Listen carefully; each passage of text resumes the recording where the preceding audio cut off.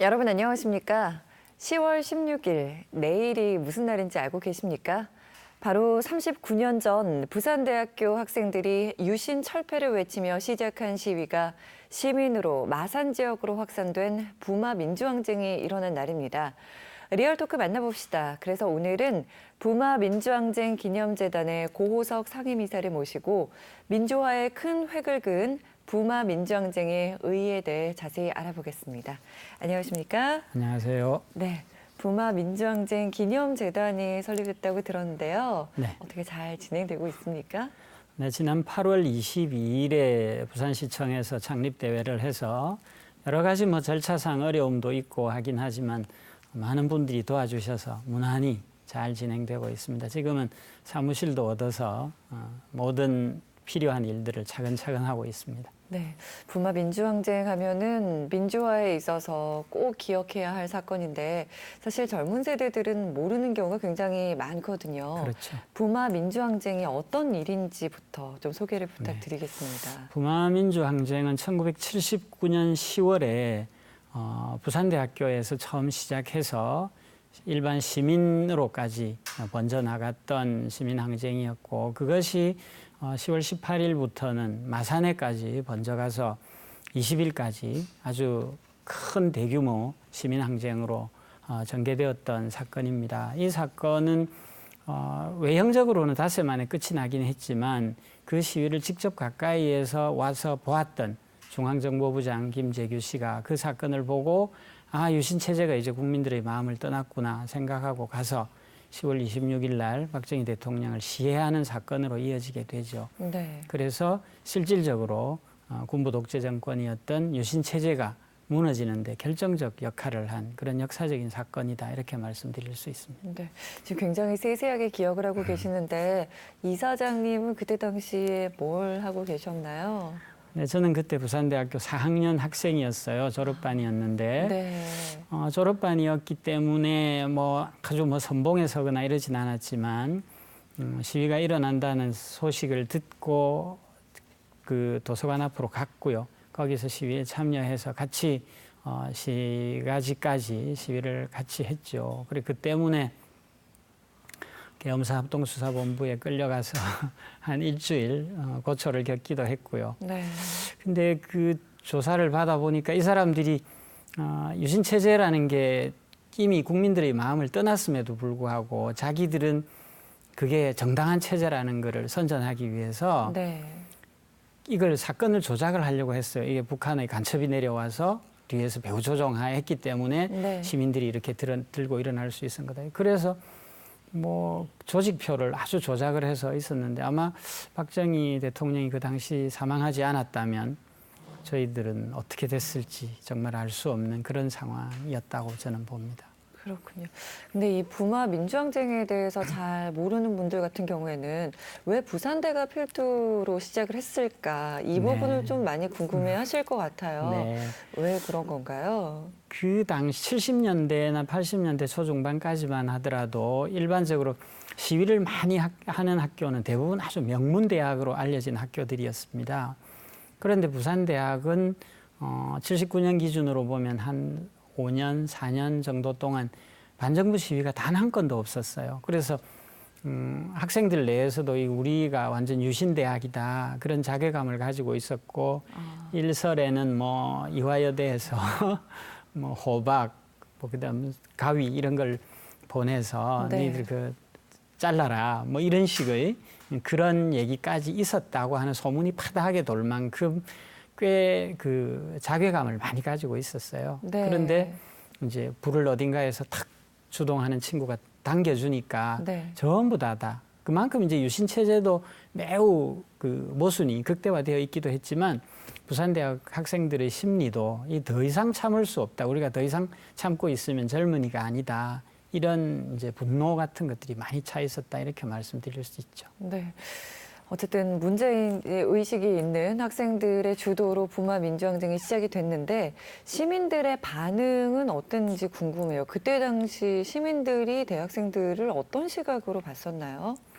그러니까 대학생들도요. 막상 시위를 주동하는 학생이나 옆에서 그걸 도와주고 있는 학생들도 교내 시위조차도 그렇게 커질 거라고 생각을 안 했어요. 워낙 폭압적인 정치 체제인데다가 대통령에 대한 비판 한마디만 해도 잡혀 들어가서 고문당하고 징역 1년 살고 막 이러던 때였기 때문에 감히 학생들이 그렇게 확 달라붙을 거라고 미처 생각을 못 했거든요. 그리고 사법경찰들이 학교 안에 많이 들어와 있었기 때문에 조기에 진압될 거다 이렇게 생각했어요. 그런데 삽시간에 학생들이 2,000명, 3,000명 심지어 나중에 한 바퀴 돌고 난 뒤에 한 5,000명 이상까지 학생들이 붙으니까 그런 규모의 시위를 진압해 본 적이 없는 경찰들이 어떻게 할 수 없었고요. 저희들도 매우 용기 백배했었죠. 근데 그래가지고 이제 정문으로는 경찰들이 계속 밀고 올라오니까 후문 쪽하고 옆에 사대부고 담장 쪽으로 치고 이제 시가지로 나갔는데 시민들도 그렇게까지 호응해 줄 거라고 생각지 않았거든요. 근데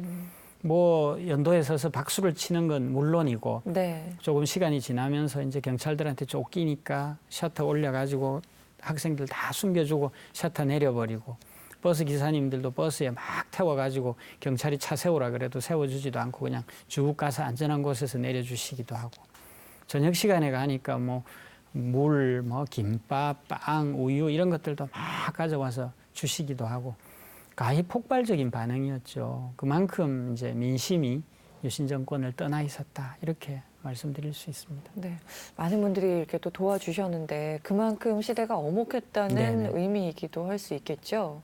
네, 그러니까 유신 체제는 뭐 박정희 정권은 그걸 한국적 민주주의 이렇게 얘기했습니다만 민주주의에 대해서 교과서에서 조금이라도 배운 사람이 본다면 그건 민주주의 체제가 아니에요. 그렇죠. 뭐 대통령을 그냥 자기들끼리 한 5,000명 되는 인들 한 5,000명 체육관에 모아놓고 4년마다 한 번씩 뽑고 뭐 찬성률이 99.몇% 이랬습니다.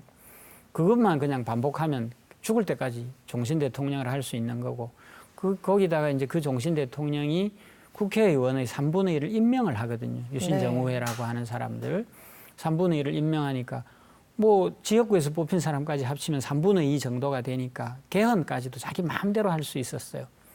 그것보다 이제 더 무서운 건 긴급조치를 통해서 유신 체제에 대해서 그리고 대통령에 대해서 단 한마디의 비판도 허용하지 않는 민주주의 국가가 그런 데가 어디 있습니까? 다양한 의견이 표출되어야 되고 모든 것에 대해서 비판이 가능해야 되는데 비판 한마디만 하면 전부 잡혀 들어가는 그런 상황이었기 때문에 그것도 아주 혹독한 고문을 당하고 그러니까 이제 이게 뭐 정치적으로 민주주의가 아닌 것은 두말할 필요도 없고 그런 상황 속에서 노동자, 농민 이런 이제 기층 민중들은 아무런 기본적인 권력을 보장받을 수가 없었죠. 그러니까 그런 모든 민주적 기본 권리에서 다 배제되어 있고 생활도 아주 어려웠던 그런 노동자들이 이 학생들이 먼저 시작한 시위에 대거 가세할 수 있었던 것도 그런 체제상의 문제가 있었기 때문에 그랬습니다. 네. 그래서 다행히 부마 민주 항쟁으로 인해서 이제 박정희 정권이 끝났지만 아쉽게 또다시 신군부가 등장을 했단 말이에요. 그래도 이 부마 항쟁의 정신이 6월 민주항쟁으로 이어지지 않았나라는 생각이 드는데 이 부분 어떻게 생각하세요? 네, 그 아주 중요한 지점이라고 저는 생각하거든요. 보통 사람들이 부마 항쟁 이렇게 얘기하면 79년 10월 15일에서 16일에 시작해서 20일 날 끝난 항쟁 이렇게 흔히들 얘기합니다. 그러나 아까 말씀드린 것처럼 부마 항쟁의 핵심 구호가 유신철폐 독재 타도입니다. 이건 한마디로 얘기하면 군부 독재 정권을 우리나라에서 더 이상 인정할 수 없다. 민주화가 되어야 된다라고 하는 요구였고 이게 박정희가 사망하면서 사람들이 다 이제는 유신체제 같은 정권이 오지 않겠지라고 생각했기 때문에 일순 조용해졌지만 다시 신군부가 집권하는 걸 보면서 광주 시민들이 들고 일어난 거잖아요. 그러니까 광주에 대해서 이제 신군부가 아주 참혹하게 대살육 작전을 벌여서 진압을 하는데 그래서 광주 항쟁도 부마 항쟁과 별개의 것이 아니다. 똑같은 생각, 똑같은 마음을 갖고 지역만 다르게 일어났을 뿐이다. 그렇게 생각을 합니다. 그러니까 부마 항쟁과 광주 항쟁은 유신 정권 내지는 군부 정권을 물리치고 우리나라에 제대로 된 민주주의를 가져오자고 하는 투쟁이었는데 처참하게 실패했고요. 그것을 본 일반 국민들이 그 이후 신군부 정권이 7년 동안 쭉 지속되는 것을 보면서 그 속에서 부정, 부패, 고문, 폭력 이 모든 것들을 지켜보면서 분노를 끌어올렸고 결국 그것이 87년에 6월 항쟁이라는 형태로 폭발해 나온 것이다. 그러니까 부마 항쟁이 바라던 것이 6월 항쟁에서 성취되었다. 이렇게 말씀드릴 수 있고 이것은 긴 역사에서 보면 대한민국에서 군부 독재 정권을 몰아내는 그리고 제대로 된 민주체제를 확립하는 하나의 큰 사건이다. 이렇게 세 개의 항쟁을 하나로 묶어서 봐도 된다고 저는 생각합니다. 네. 민주주의가 이제 확립되는 데 있어서 부마 민주항쟁이 한 역할이 굉장히 큰데요. 내년이 굉장히 의미가 있는 해이더라고요. 40주년이 되는 해인데 국가기념일을 추진하고 계시다고 들었어요. 맞습니까? 네, 그렇습니다. 아시다시피 우리나라에서 이제 촛불 항쟁을 제외하고는 네. 4.19 혁명, 부마 항쟁, 그리고 광주 민주화 운동, 그리고 6월 항쟁 이 네 가지를 4대 민주화 운동이라고 우리 흔히 얘기합니다. 네. 그런데 이 4대 민주화 운동 중에서 부마 항쟁을 제외한 나머지 항쟁들은 전부 지금 국가기념일로 지정이 되어 있어요. 심지어는 4.19 혁명의 바로 전 단계라고 할 수 있는 대구의 2.28 사건, 그리고 마산의 3.15 이거 이런 것까지 다 국가기념일로 지정이 되어 있습니다. 그런데 유독 부마 항쟁만은 아직 국가기념일로 지정되어 있지 않고 그러다 네. 보니까 제대로 좀 기념 계승되지 못하고 있는 면이 있습니다. 그래서 이걸 국가기념일로 지정해서 정말 우리 대한민국 현대사의 부마 항쟁의 위상과 역할을 제대로 자리매김하고 기념하는 게 꼭 필요하다고 생각합니다. 네. 이렇게 의미가 있는 일인데 왜 국가기념일 지정이 이렇게 늦어졌을까요? 외견상 보면 우선 이제 부마 항쟁이 닷새 만에 계엄령과 위수령에 의해서 끝이 나잖아요. 그리고 잠깐 잠복하는 사이에 박정희가 사망함으로써 사실은 그 항쟁의 대상이 없어져 버린 셈이 됐잖아요. 네. 그런데다가 그렇게 이제 짧은 기간에 큰 피해 없이 끝났다는 측면이 하나 있고요. 그리고 거기에 이어서 바로 일어났던 80년 5월의 광주민주항쟁이 너무나 큰 희생을 치렀기 때문에 네. 광주민주화 운동의 진상규명이 제대로 이루어지고 그것이 우리나라의 역사에 제대로 자리매김하는 게 더 중요하다. 뭐 모든 국민의 생각이 다 그랬죠. 부산 마산 시민까지도 그랬기 때문에 뭐 부마민주항쟁을 먼저 국가기념일로 만들자기보다는 그런 5.18 광주민주화 운동의 역사적 자리매김 이걸 위한데 더 많은 관심을 가질 수밖에 없었고요. 네. 그리고 이제 6월 항쟁까지 다 국가기념일이 되고 난 뒤에 이거 이제 부마민주항쟁도 제대로 국가기념일로 만들어 가야겠다고 하는 인식을 좀 늦게 한 셈이고요. 이게 이제 지역에서 닷새 만에 또는 광주항쟁 직전에 이런 것들 때문에 좀 늦어지긴 했죠. 네. 아무리 기간이 짧고 그 피해를 본 사람이 적다 해도 분명히 진상규명이 이루어져야 할 부분들이 있다고 생각을 그렇습니다. 하거든요. 아직까지 제대로 이루어지지 않고 있다고 들었는데요. 지금 어느 정도 이루어지고 있나요? 네, 그 부마항쟁과 관련해서는 아까 말씀드린 것처럼 뭐 진상조사든 기념이든 이런 게 모두 조금 이제 미흡한 상태에 있었고요. 네. 2013년에 부마민주항쟁 진상규명 및 뭐 피해자 보상에 관한 법률 이런 게 만들어져서 진상조사 작업이 3년 동안 진행이 되었습니다. 그러나 그 3년이라는 게 박정희의 딸인 박근혜 씨가 대통령을 하고 있던 때여서 네. 조사관들도 조사를 제대로 하질 않았어요. 아주 형식적으로만 조사하면서 시간만 보낸 셈이죠. 그래서 올 4월 달에 1차 이제 중간 보고서가 나왔는데 모든 곳에서 전부 이거 너무 부실 보고서다 안 된다. 그래서 새로 조사해야 된다고 요구를 했고요. 그래서 이제 이게 지금도 이제 보완 작업을 하고 있기는 합니다만은 그게 그렇게 짧은 기간 동안에 제대로 되지가 않는 거거든요. 그래서 지금 이제 최인호 의원이 발의해서 국회에 이 법 개정안이 올라가 있습니다. 한 2년 정도 더 진상조사를 할 수 있도록 하는 그런 법안이 만약 이번 국회에서 통과가 된다면 네.